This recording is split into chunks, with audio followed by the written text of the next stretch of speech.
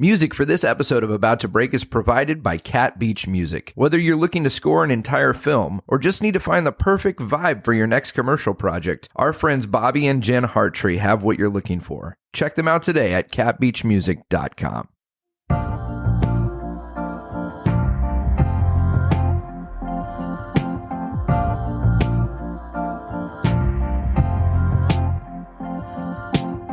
Hey everybody, welcome back to the About to Break podcast. This is episode 132 of the show where we talk to artists and entertainers about trying to break into the industry before it breaks them. And who knew when we titled this show About to Break all those years ago that the industry would break itself?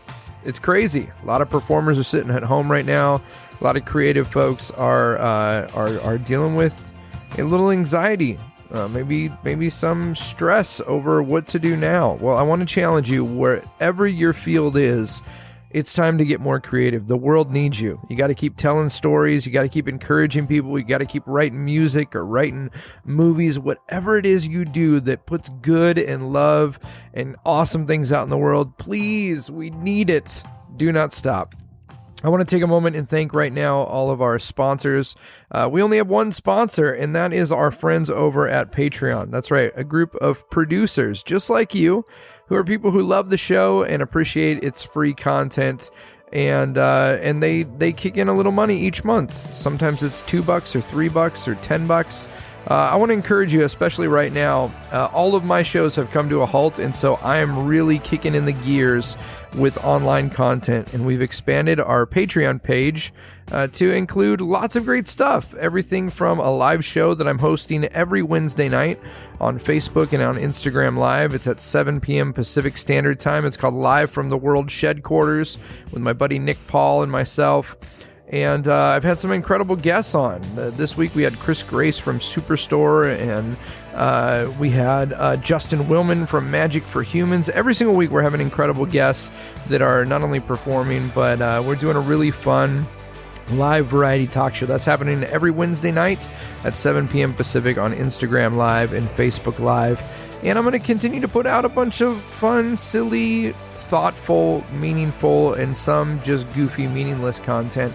Because let's be honest, we all need to know we're not in this alone, that we're in this together. Even though we're separate right now in quarantine, we are in this together. So thank you to everyone who's been supporting the show. It means the world to me.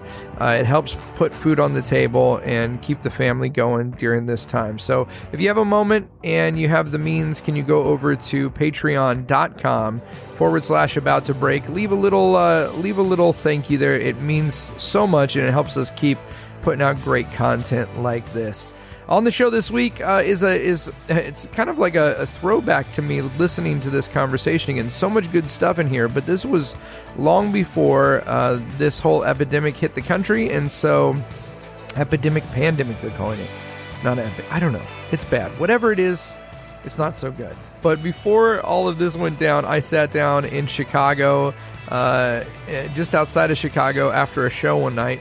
My new buddy Tim Hannig drove out to see my performance, and then we went and had a delicious IHOP dinner at like 11 o'clock at night, and then went back to my hotel and sat in the lobby and recorded this amazing conversation. So we don't talk too much about what's going on now, other than the fact that he wrote an incredible book about performing. And whether you're a magician or someone who performs, everything from like schools to cruise ships, there's so much information in here, whether you're a comedian, a singer, anyone who is performing live shows for people and has been doing that and plans to do that in the future. I really, really encourage you. I've got a copy of this book, and it is so chock full with information. He could have easily split this into like 3 different books and spread it out and tried to make more money off of it, but he just wanted this to be something good and something he could be proud of. And Tim, you should be very, very proud. It's an incredible book written by an incredible performer, all about performing. I know you're going to love it, and you're going to love this conversation. Let's get into it. Episode 132 with the incredible Tim Hannig. No, I'm not a writer. Okay. Something is about to break.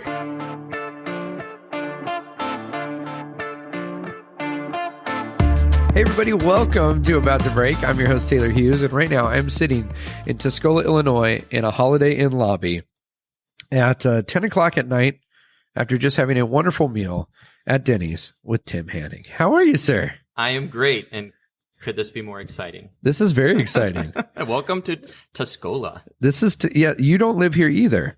No, I don't. This is about 2 hours from where I live. But I love that you found out I was going to be here. Mm-hmm. And you drove 2 hours so we could hang out. Absolutely, yeah. And we did.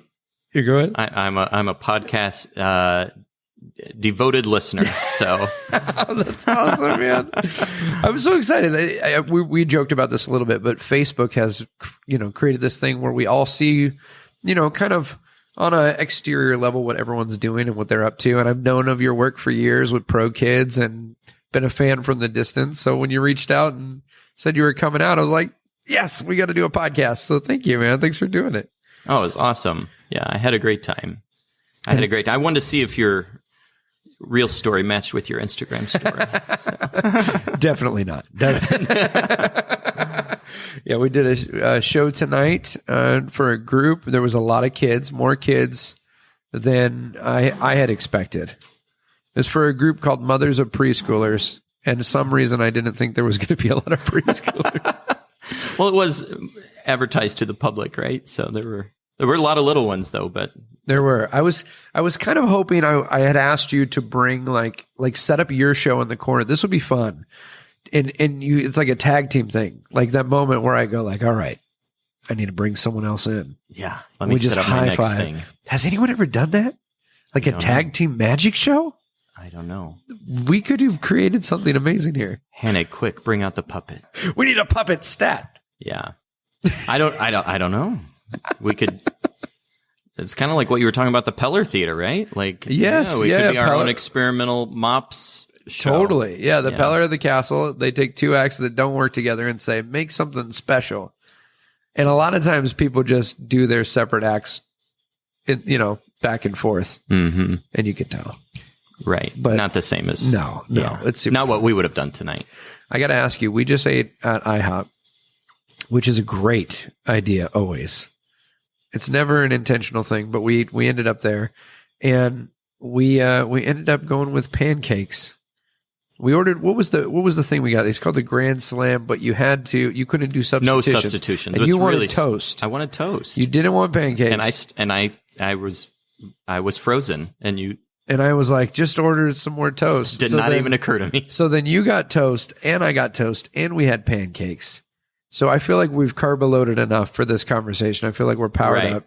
I just listened to your podcast about eating healthy on the road, and I'm like, I want to see how he really does it. So now I know. Pancakes and toast. Oh, my Meanwhile, there was almost... we had a little conflict at Denny's, too. Yeah, we did. A gentleman who looked very much like Santa Claus. He had Christmas pajama pants on. Yes, he did. And he had a beard of Santa. But he was missing the Christmas spirit. This man was like trying to start a fight with the employees of Denny's. And then it kept escalating because then he said, I drove 40 minutes to eat here. Right. And I thought, no one's ever driven 40 minutes to eat at Denny's. I wanted to stand up and say, excuse me, sir, I drove 2 hours for a magic show. How dare you, sir? And then what happened was he was yelling at the employees, and then another patron of the restaurant tried to intervene, and then they nearly went to fisticuffs in the parking lot. If any restaurant ever needed a walk-around magician, it was that one tonight. Smooth everything over. Can you imagine them walking into that environment? Yeah, right. That is. Were you ever a walk-around guy? Sir, did you drop this knife? Oh, I probably shouldn't give that to you. Did you ever do strolling magic? I did. I did it backwards though. What do you mean you did it backwards? Well, I mean, like, close up. It seems like a lot of people start out with close up. Yes. I started out more stand up and ended up doing, when I was 17, started doing Six Flags shows, did 900 shows in theaters and Six Flags in 3 different cities. When you were how old? 17, 18, and 19. And then when I got out of college, somebody asked me to fill in for them at a restaurant. I had never really done close up.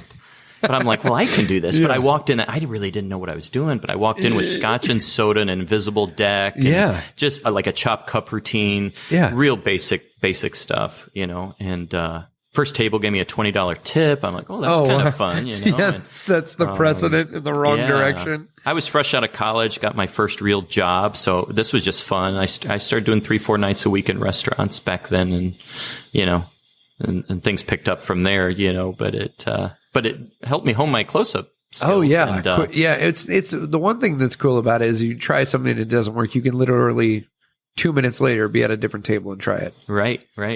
When I was like 13, when I was 14 years old, I was really trying. I was in the junior. I wasn't at the junior group yet at the castle, but I was in like a small local magic club group, and I thought I'm going to make this into a thing. Like I'm going to start getting paid. Mm-hmm. And I would go to restaurants and try to pitch them on me doing close up, and a couple of them hired me to do like Mother's Day or different events. Yeah. And I remember in my mind. And I have to remember this when I think about my kids and like when I see them doing stuff and I'm like, what are you thinking? But I remember being 14 years old and being absolutely convinced that I was, number one, prepared to do this. Number two, worth the money I was asking for. And feeling so offended that they would think I wasn't capable. Right. As I walked in with my dad's oversized suit jacket on at 14 years old. Yeah. The self-confidence, you had it.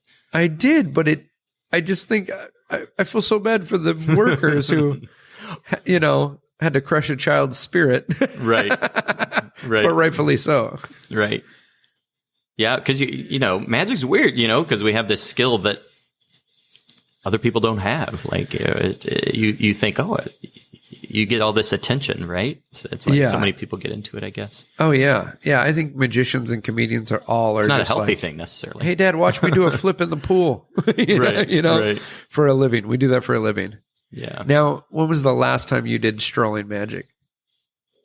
When was the last time you, like a paid gig doing close-up magic? Because you're a stage guy. Yeah, you do the big show with the backdrop and the sound and all the things. Yeah, it was probably maybe a year ago. I don't know. Okay. Yeah, I mean, every once in a while, a corporate event or something where I'll throw it in, ahead of time. But it's not something I'm going after all the time. 2 nights ago, I did a strolling close-up event, and I did not have fun. You did not have fun. I did not. When you approach people, first of all, it's like throwing a little surprise magic show in front of everybody. Like nobody knows why this person's walking up to them, and then why they have a deck of cards, and then it's, hi, I'm a grown up. You want to see me do a talent show? Yeah. A lot of times, though, now because of like Fool Us and all that, people are into it. This party. Nobody was into it. No, but it was like 150 people, and every person was like, oh, okay. Yeah. But you're not the type to walk up and be like, hello, did you lose this knife or something like, I mean, you're a people connector, right? So, I think, every time I hear some magician say, hey, here's how you break into the crowd. Here's my opener. I was hired by, the president. And is this the fun part? Are you guys the fun crowd? Yeah. Yeah, I've tried so many different things. Yeah. I went over, my buddy Mark James said his opener is, he goes, hi, the folks that threw this party didn't think you'd be able to talk without me, so here I am. That's funny. I used to walk up to people and be like, oh, sorry, I'm late. I'm here, and even in restaurants, I used to try that sometimes. Just walk up, sit down like I'm part of the I'm at the wrong table, sorry.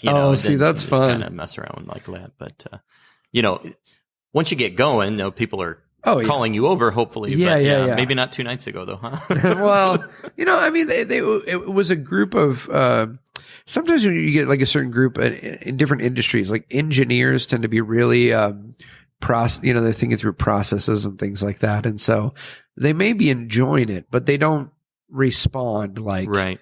It's like you could watch a very funny show on TV, but if you're alone, you don't laugh. Right. I feel like sometimes you ever do a show and after the show they go, that was the best show ever. And I'm like, well, during it seemed like I was punishing you. Right. Yes. Thanks for making it so interactive. Right.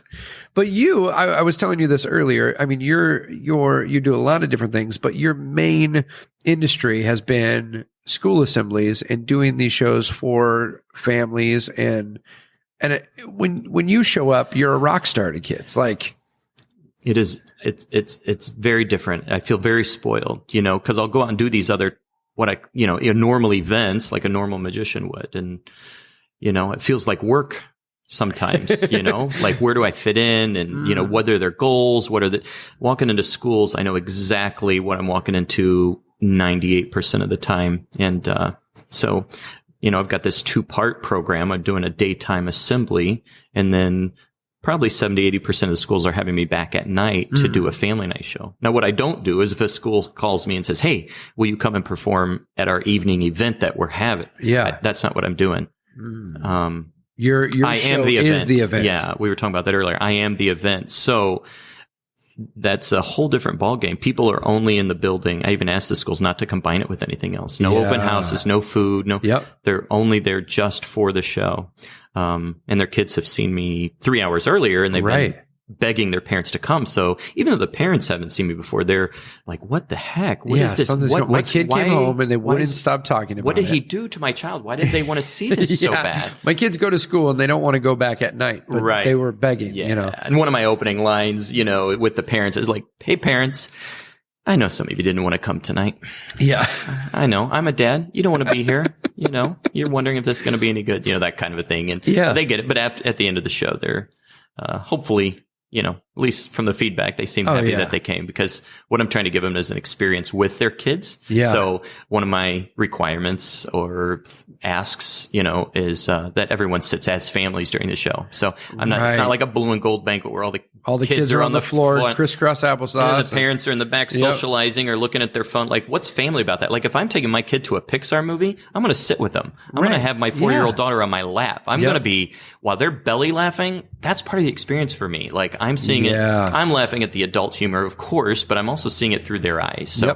So to me, all these, if you're going to do a show that's a family show, and again, I can control these things because they're hiring me. I see it as two things. One is I'm the performer, but also kind of the producer of the event.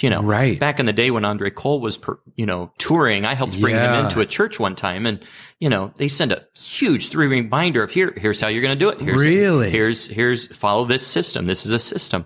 So same thing in schools. I have a system. So I'm not just going in. I know I will go in occasionally and just do an assembly and leave, and it's very simple and straightforward. But if they're doing the whole day thing, it's a system. And when they sign the contract, it's kind of like, let's follow it this way. Right. So how did you but how did you get into this niche? Because it is it's a very unique market, and it's also very unique how you've gone about doing it. Yeah. I stand on the shoulders of giants, right? Really. I mean, there was a show in the 70s called the People Mover Show that kind of started experimenting with this concept, this day and evening thing. Yeah.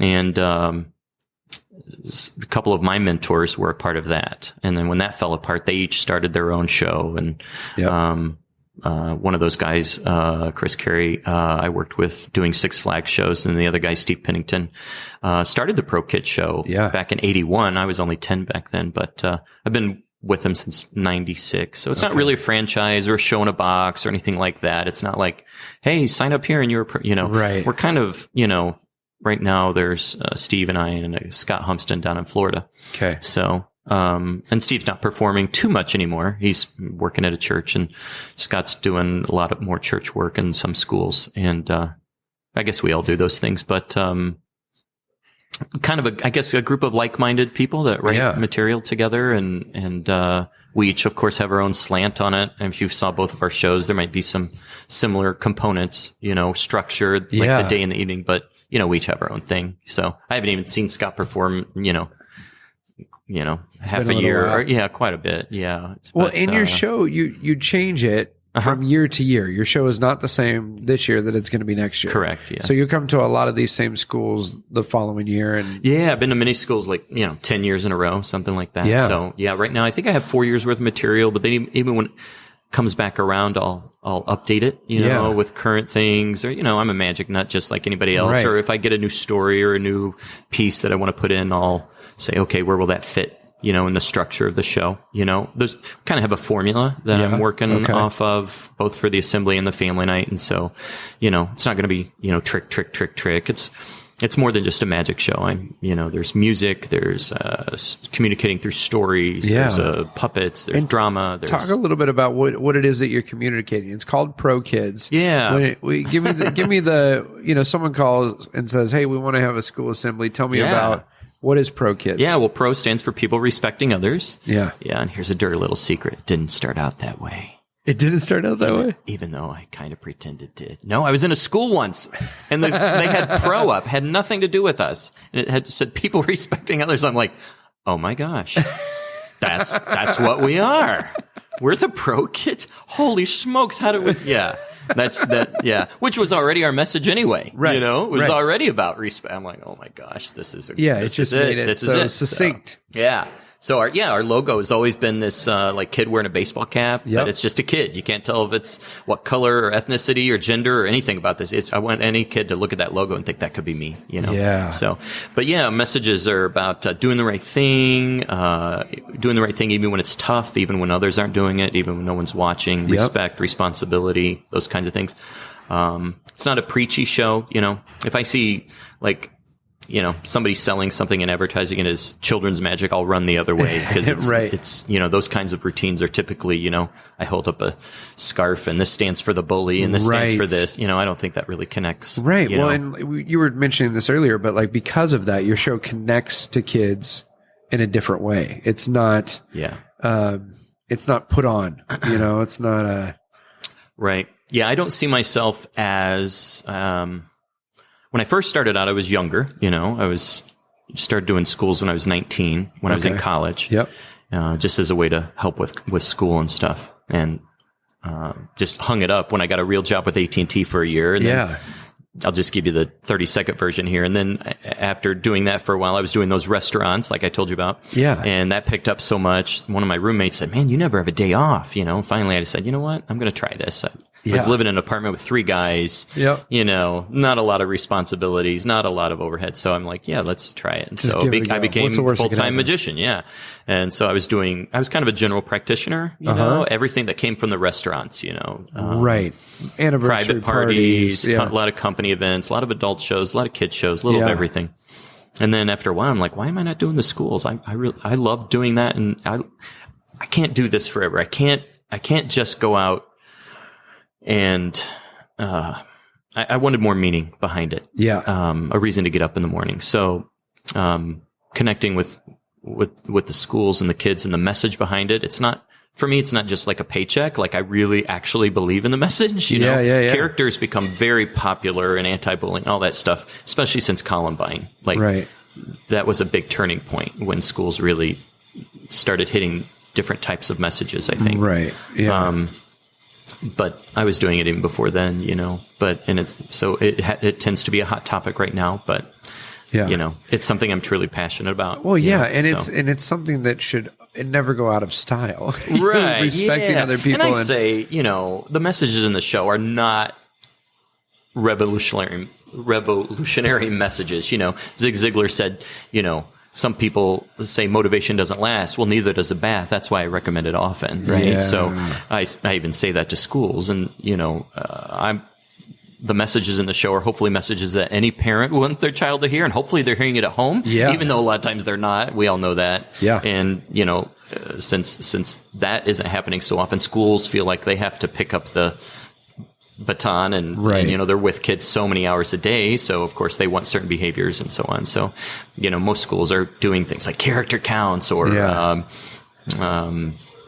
PBIS or teaching, that's a positive behavior or something, where they're talking about being respectful or responsible and making safe choices, things. And, and these things carry on either one all the way up through middle school, high school. But with the elementary, they they want these things. And so if I come in and present them in a fun way, that connects with kids, that's really all the cool. better. And then the show in the evening, I don't really talk a lot about the character messages. I give the kids a chance to, do a little call and response to some of the things they learn. But, it's a lot of family fun. And then usually, near the end, I'll do some more heartfelt things, kind of like what you did tonight, maybe. Yeah. And, usually close with kind of a stronger emotional piece about spending time with your kids or something, kind of a feel-good piece, kind of a thoughtful something that parents can chew on a little bit. And, it seems to connect with them. I try not to come across like preachy or anything like that, but more hey, let me build you up. You're doing a good job. And I love that you offer that to where families can come together. There's so few things today, whether it be entertainment or activity-based, where everybody in the family can get something out of it. You know what I mean? Like, well, where do you take your kids? Like, if I want to take my kids to, I don't know, Disney on Ice, cotton candy's $14, it's pricey, right? I mean, and I go to a lot of schools where I'm being paid for by, grant money or other things where these kids are not seeing things. They're not, we magicians say, most people don't ever see a magician. Well, like these kids have never seen like a show. Yeah, right.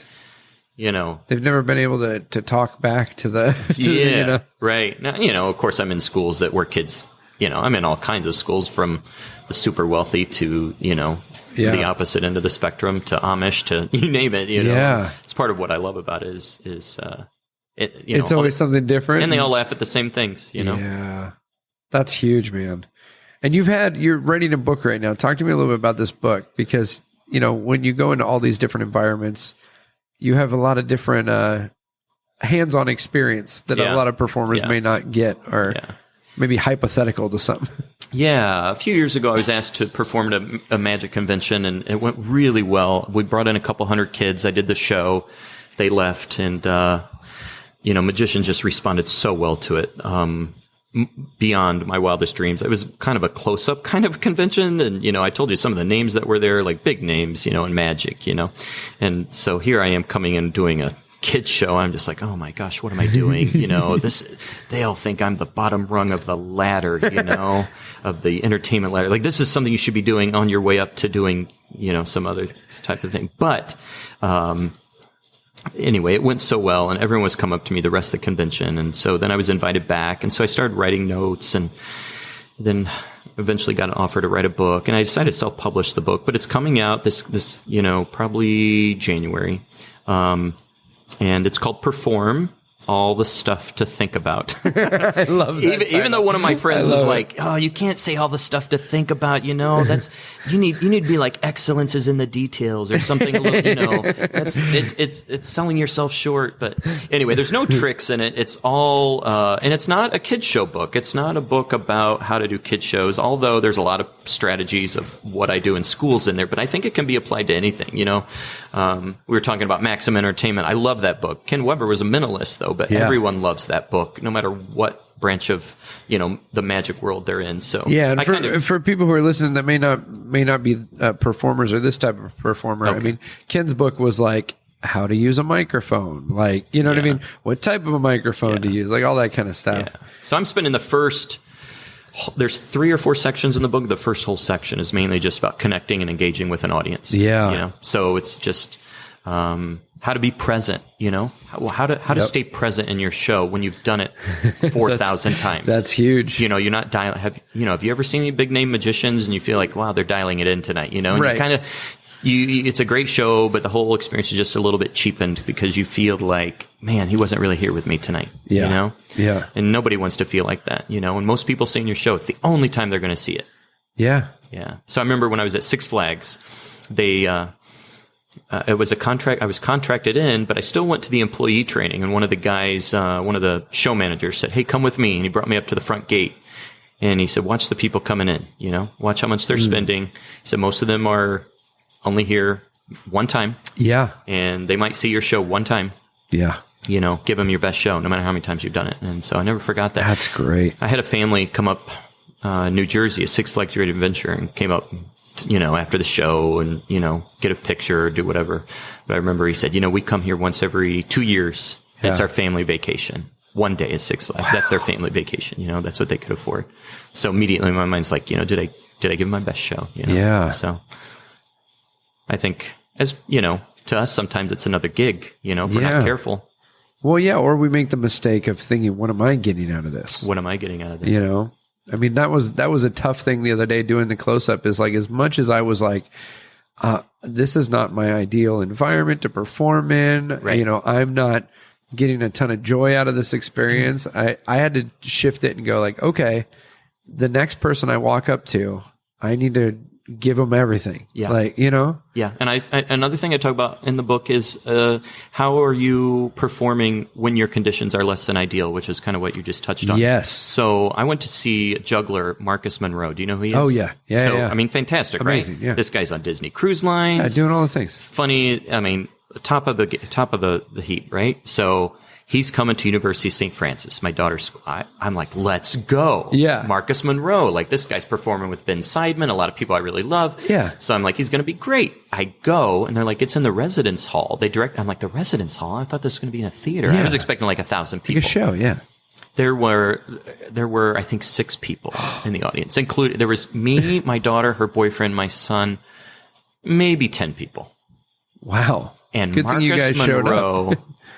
In my book, I put QR codes all the way through it with videos, and I put a little video of part of Marcus's show, because he totally delivered. He did not make snide Now, he didn't make self-deprecating humor, obviously, about the size of the crowd. Yeah. But I've seen so many performers, they'll talk about how good they normally are, how things, you know, when you're in the audience, like, I'm the one that's here, right? Yeah. So don't take it out on the people that came. Right. Yeah. And right. He did a full hour, and it was hilarious. It was funny. And I messaged him the next day, and he said, guess what? Tonight I did a show for 1,100 people night before. Yeah. I mean, isn't it crazy? Talk about to break. Like, what on earth? He probably went back to his room that night like, what the heck? How was this promoted? But you know, and I know he probably, you know, he was on tour. They fit this gig in. Who knows all the stuff behind it? You never know. Bottom line is, you know, funny thing is, though, there were people walking through the residence hall, like on their way up to their dorm. He's trying to get them to stop. He's making jokes. It was just great. I think my daughter was maybe like sad for him. I was like so excited because I'm like, this is real. I want to see how he's going to handle this. And the only reason I mentioned him in the book, because, you know, he was a pro. He didn't make any snide comments about, you know, making us wish we saw him in better environment. He put on a great show that night for who he had. So, that's so encouraging. I mean, I have a buddy who I talk to almost every day on the phone, and he's doing this huge show in the UK right now. And almost every time we talk, we're like, "Oh, this is great!" And that, you know, he's working on this thing, and he's so excited about this new bit. And then today we were talking, and he's like, "It was just a terrible, like, hardly anybody there, and sparse, and all of this." But again, a professional will go out there and still give those people that showed up the best show they can. You know, granted, it's going to be a different vibe than if there was 1,000 people and, you know, everyone was loving it. But still, people can tell if you're giving it your whole heart or if you're just going through the motions. Yeah. Yeah. And you can I think as I've matured as a performer, I don't let things upset me as much, you know, like, you know, one day I'll be in some like mega church somewhere and like big screens and 2,000 people in the audience. You know, the next day I'm unloading my stuff in a school gym. I'm like, you know, and it feels like, oh my gosh, what am I doing? Like the contrast. And then, you know, to go from like a magic convention where, standing ovation and people are crying because the way you connected with the kid. And then you go do the same show the next week at a school and teachers are they're grading their papers. They're not even looking up. And it's like, oh my gosh, like how can I make this more consistent? But, you know, have you ever seen that cartoon where, you know, what the magician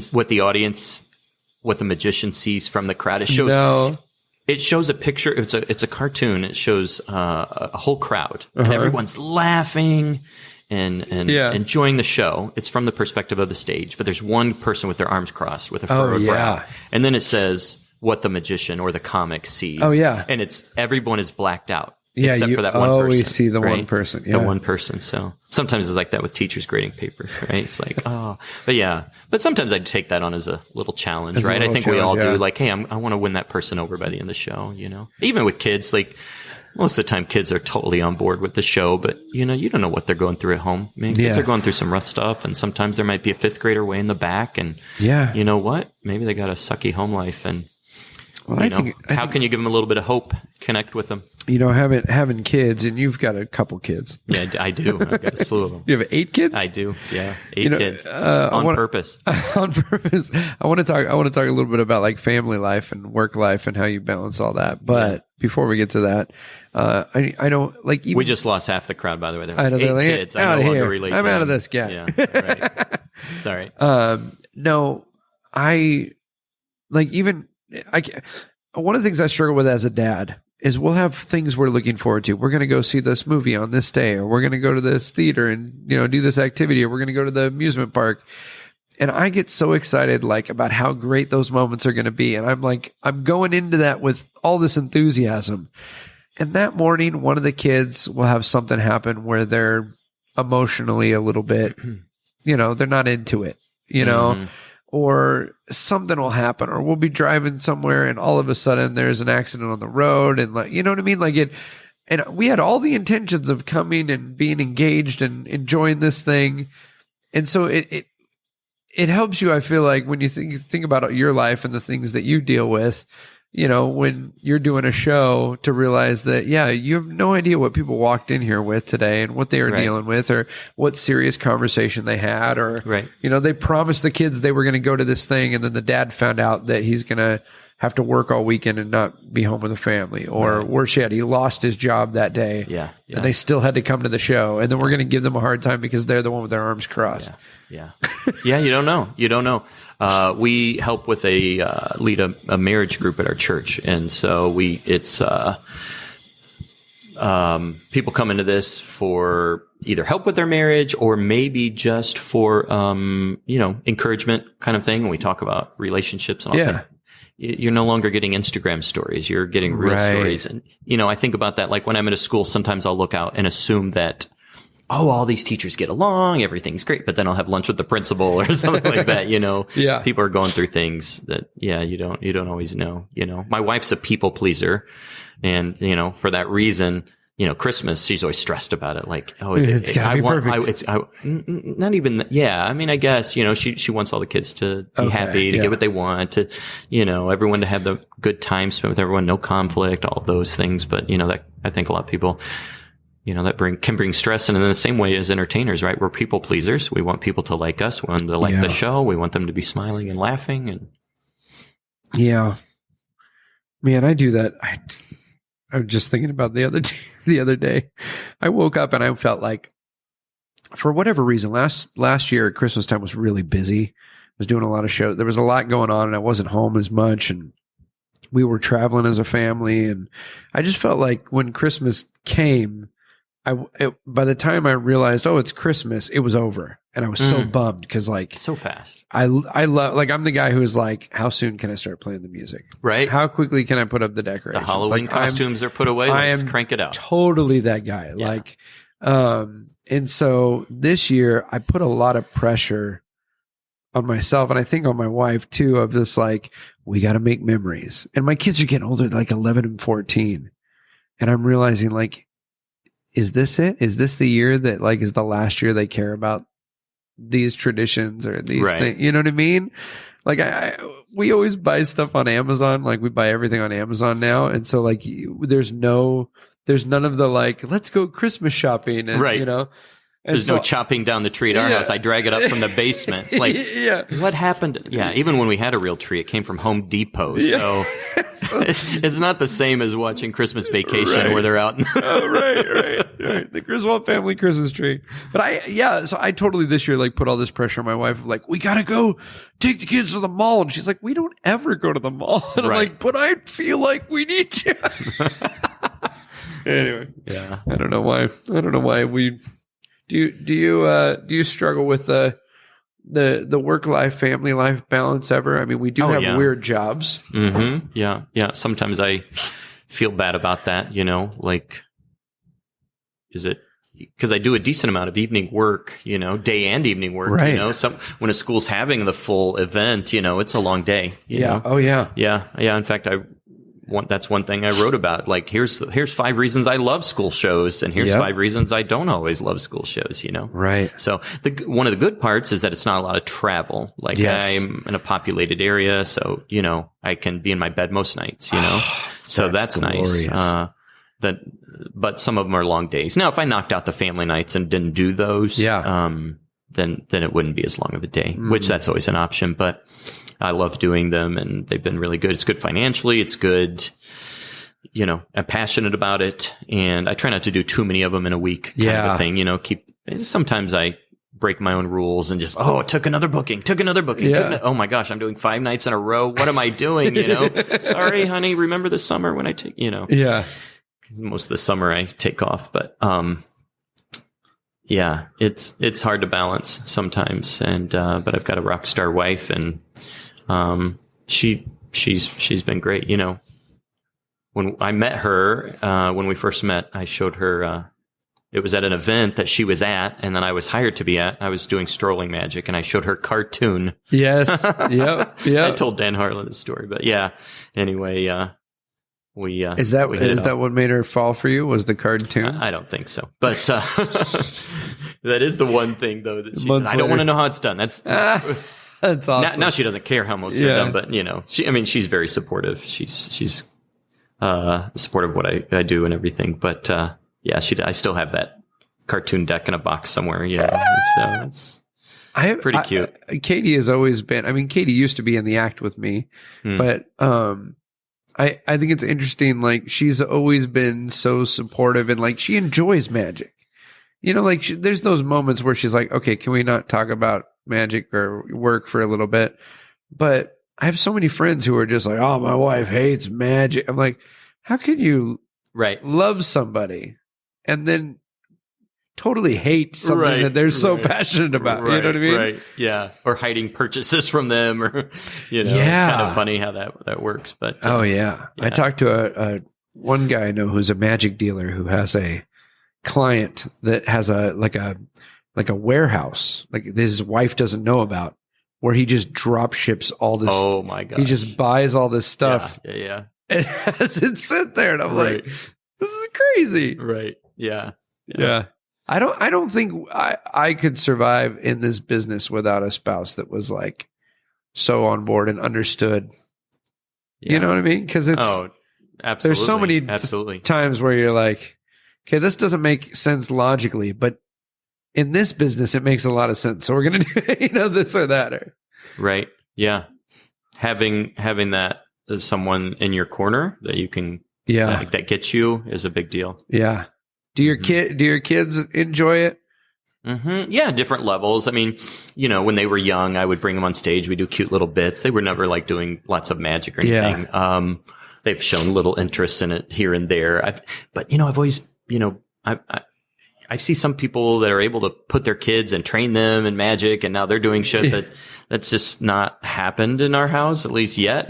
But they've had their own interests and so on. But yeah, they get what I do, and I think it was cool to, when you're able to bring them to some bigger events, but and they see you succeed, that's pretty cool, and they understand the heart and the passion behind it, and it's not just magic geek all the time, but it's it's about connecting with people, and have you always felt like this is what you need to do, or has there ever been a moment where you thought, okay, you worked at AT&T for a year, you said, and then you started doing magic again full time. Has there ever been a time where you've been like, I think I might do something else? Or has it always been like, no, this is it for me? This is, I think what else would I do? Sometimes I think that would be this fulfilling. Yeah. Be able to provide for my family like I am. I have interest in like speaking, still like corporate speaking, or maybe develop keynotes or, doing, but it's still in front of an audience, right? It's still connecting with people. If I hung up some magic tricks and did more speaking, I'd be fine with that. I'll still always love magic. I can't picture myself in a cubicle or, right. Although I feel like I sit in my office a lot, but yeah. Yeah. What is it about that connection in front of an audience that fuels you?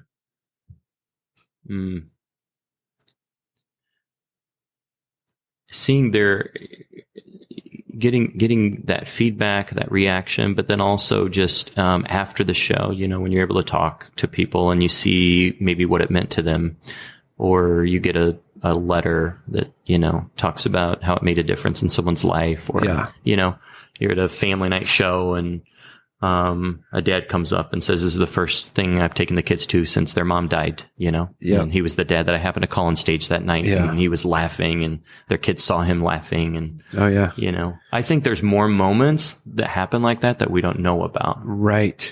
Cause we'll hear those stories. Right. And you think, man, they'll say, oh, you picked the perfect kid. You picked the perfect kid. He needed that. I'm like, what? How many times do we not hear that story that it's happening? It's true. It's true. I mean, I think, and I talked about, earlier when we were chatting here about the feeling like I needed a reason to get up every day and, putting message in my magic. But don't take the wrong thing from that. Like, people that entertain just for the sake of entertainment, they're providing a real value. I think it's huge.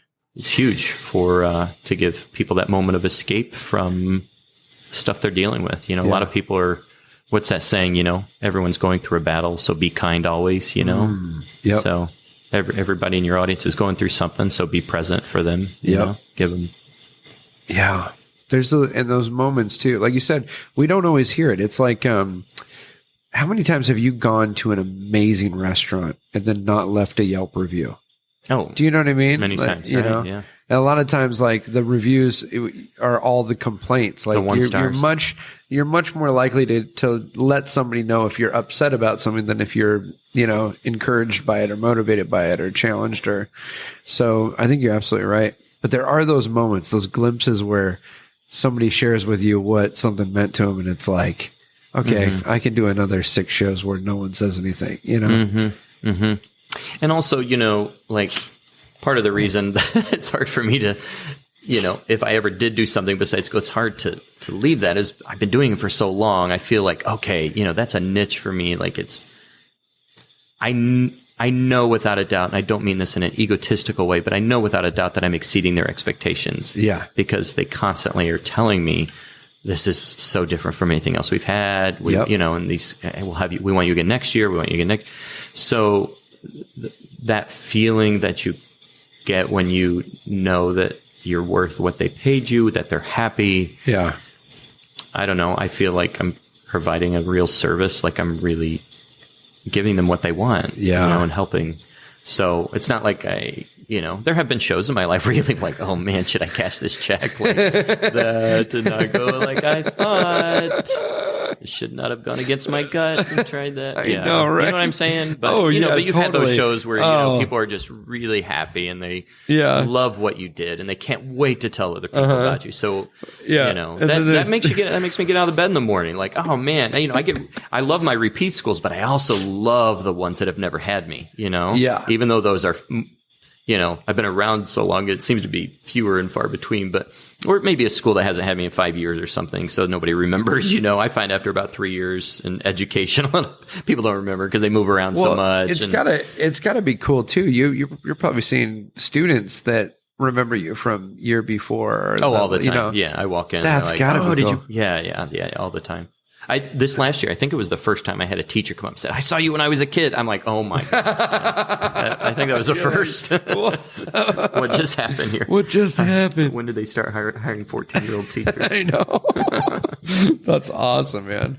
Yeah. So when is the book coming out? Do you have a date yet? Well, here's the deal. I had a bunch of pre-orders at Magi Fest, and so I was hoping to have it out in the spring. That became the fall. So we're very close. So they're my first priority for all those that put faith in me and pre-ordered. So I'm going to get all the orders out to them, and then I'll start marketing it. And that's great. I'm not worrying about marketing until I take care of the people that paid for it up front. So, but I appreciate them very much. So, I'm thinking, depending on how fast the printing takes, probably January. Okay. January, February, I might start advertising it. Yeah. That's exciting. Yeah, it is exciting. It's, It's about 100,000 words. I don't know if you wow. know, they say a normal book it's like 250, 300 words a page. So we're looking at probably 400 pages, something like that. That's but then a massive book. There was enough pre-sale from the conferences that decided to go hardcover, full color inside, nice paper. So I'm trying to have it be like something I'd be proud of, just like in my show. Like I talk about how like every little moment in the show, I try to pay attention to, right? So same thing with the book. Yeah. I mean, do you find that to be true? Like, if somebody wants to see the school show, you like, or at least when you're working on new material, it takes a while, right? I don't want anybody to see my school show the first couple of weeks. Like, give me 15 shows and then I'll start to get a groove. Right. And then guess what? Now I know what I'm going to say in between these two readings. A clever little line will come up. And so about 2 weeks in, now it's like this smoothly oiled machine that I can just like be massaging all school year long. Like, and I get so excited. I remember having dinner with Dale Salwack and Stan Allen. Yeah. And they used to do a lot of shows together. And Dale had this story. He, I made this big change in the show. I made this change. He was so excited.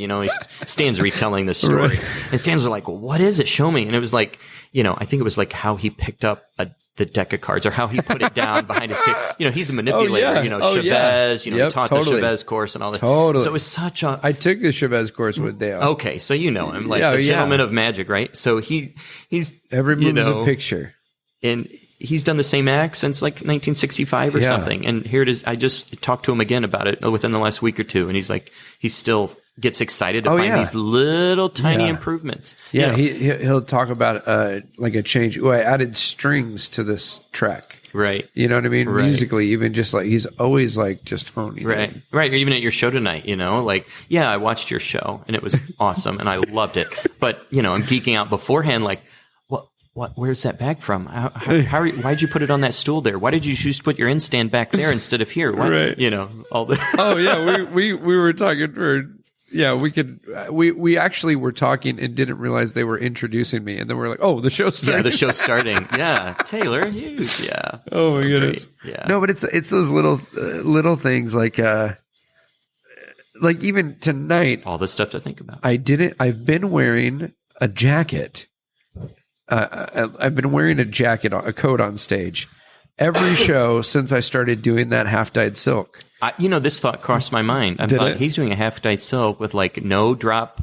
There's no hat over to the side. There's no, no jacket. The way I did it tonight was the way I had started doing it, but then I switched to a jacket and I have a totally different handling of how I like manage all the props. And literally as I'm setting up for the show, I went, oh, I can't do I got to do this.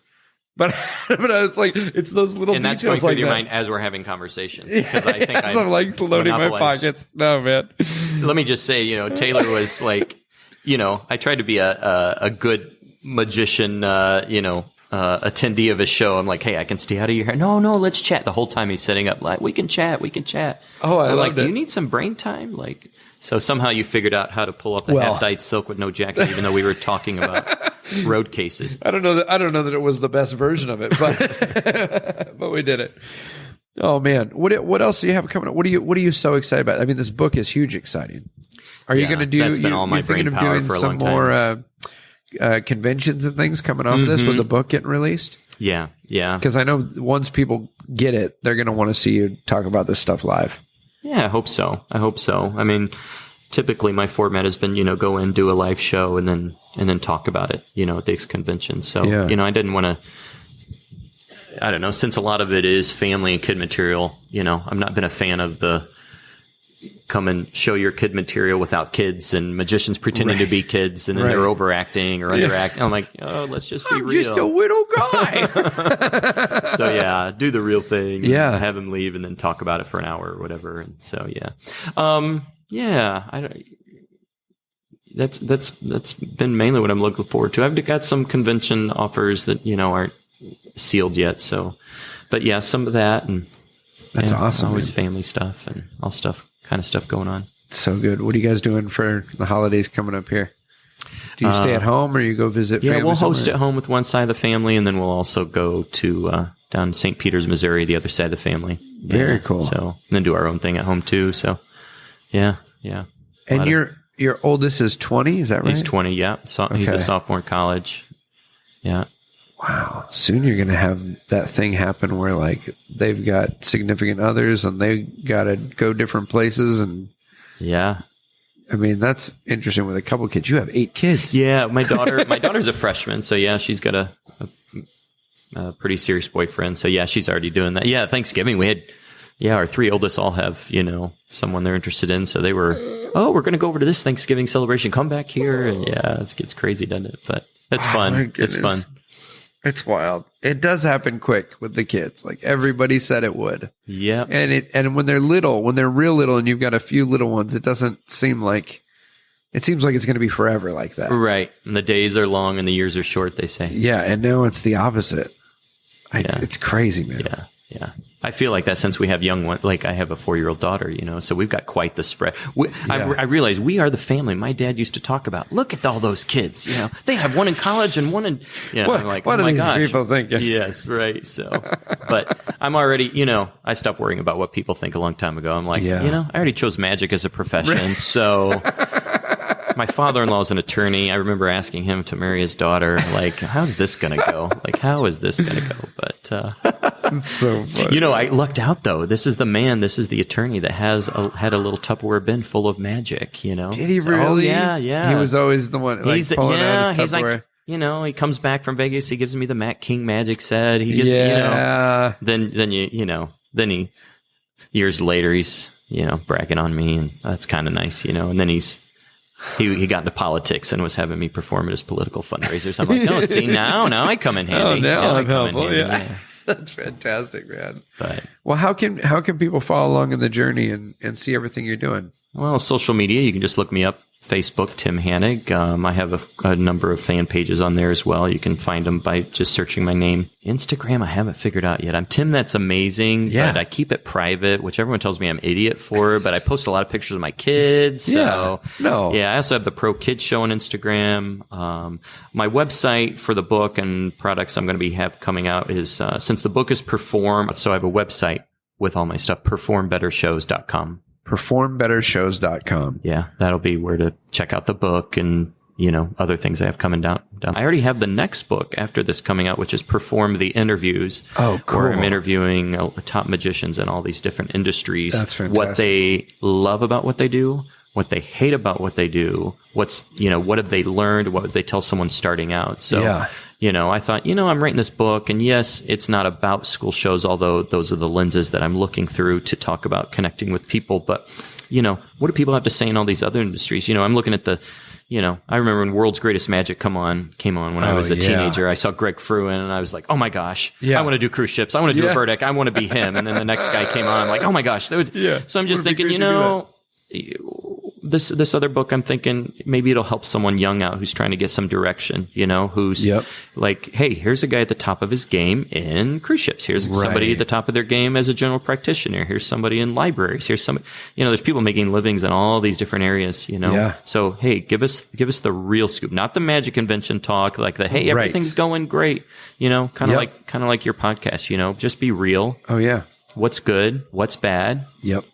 And, maybe someone will say, hey, I was going to do cruise ships, but I realized I want to be at home. Right. So maybe that's not the best life. So, Yeah. And there's positives and challenges in every aspect. So it's just weighing it out and figuring out what kind of life you want to have. Yeah. Yeah. People outside the magic world don't realize how many choices there are. There really are. And some people in the magic world don't realize. Right. Well, it's easy, I mean, we all have different paths. And I think, if I hadn't met certain people along the way who said, plugged me into a Six Flags show, that then, they also produce motivational schools. Like that was kind of a path for me. And that's what I learned. And that's what I became good at. So that's great. It's interesting how we all take these different paths. And then you have people that grow up in the same magic club together, and one becomes Matt King, one becomes Lance Burton. So right. Figure that out. That's crazy. I'm like, my magic club didn't have that. They had a little more magic. You know who was in my magic club though? My camera. He's doing really? well in Vegas. Oh yeah, he's doing the Vegas thing. Yeah, good old SAM 148 in Elmhurst, Illinois. Yeah.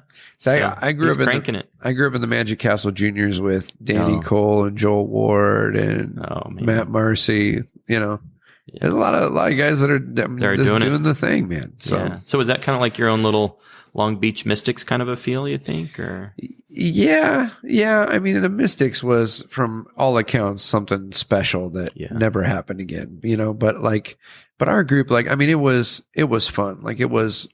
We were a group that everyone was about doing shows. So yeah. I mean, I remember Joel Ward like booking us all to perform in the baseball stadium in San Diego and for some big event, and it was fun. Like, everyone's just doing their castle act, and yeah. Awesome. Well, friends, if you're listening right now, go click on those links, check it out, follow along, and beg Tim to follow him on his Instagram. But it's not up to him. He doesn't have to let you in. You can go see him all the other places. Thanks so much for doing this, man. Man, I'm so glad I drove down. I am so glad you did too. I still have more questions for you, but they're only for me, so I'm going to turn this off. Right. Thank you, Taylor. Bye.